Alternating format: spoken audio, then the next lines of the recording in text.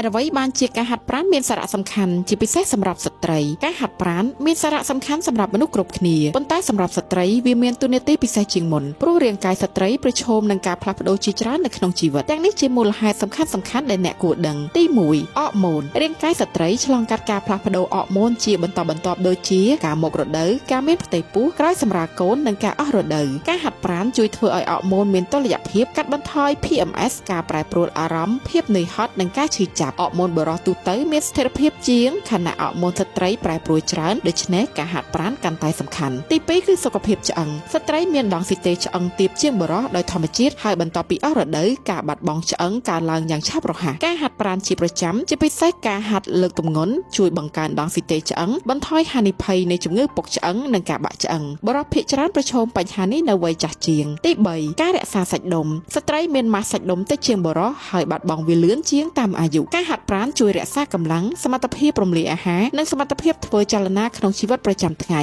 បុរសអាចរក្សាសាច់ដុំបានងាយស្រួលជាងខណៈស្ត្រីត្រូវការការថែរក្សាជាប្រចាំទី4សុខភាពផ្លូវចិត្តស្ថិតិបង្ហាញថាស្ត្រីប្រឈមនឹងការថប់បារម្ភនិងការធ្លាក់ទឹកចិត្តច្រើនជាងការហាត់ប្រាណជួយធ្វើឲ្យសារធាតុគីមីក្នុងខួរក្បាលមានតុល្យភាពកែលម្អការគេងបង្កើនទំនុកចិត្តនិងធ្វើឲ្យអារម្មណ៍មានស្ថិរភាពចលនារបស់រាងកាយមានឥទ្ធិពលវិជ្ជមានខ្លាំងលើសុខភាពផ្លូវចិត្តរបស់ស្ត្រីទី5ការមានផ្ទៃពោះនិងការសម្រាលកូនការហាត់ប្រាណជួយពង្រឹងសាច់ដុំអាចត្រគាកនិងជួយឲ្យការគ្រប់គ្រងការដកដង្ហើមកាន់តែប្រសើរការសិក្សាជាច្រើនបង្ហាញថាស្ត្រីដែលសកម្មមានឱកាសសម្រាលកូនរលូនជាងមុនមានផលវិបាកតិចការវះកាត់សម្រាលកូនទាបនិងការជាសះស្បើយលឿនជាងស្ត្រីដែលមិនសូវធ្វើលំហាត់ប្រាណការហាត់ប្រាណមានសារៈសំខាន់សម្រាប់ទាំងបុរសទាំងស្ត្រីវាគឺជាការរៀបចំសម្រាប់អនាគតការការពារសុខភាពនិងជាមូលដ្ឋានសម្រាប់ការរស់នៅយ៉ាងមានគុណភាពរយៈពេលវែងប្រសិនបើអ្នកជាស្ត្រីសូមផ្ដល់អាទិភាពចម្បងដល់ការហាត់ប្រាណ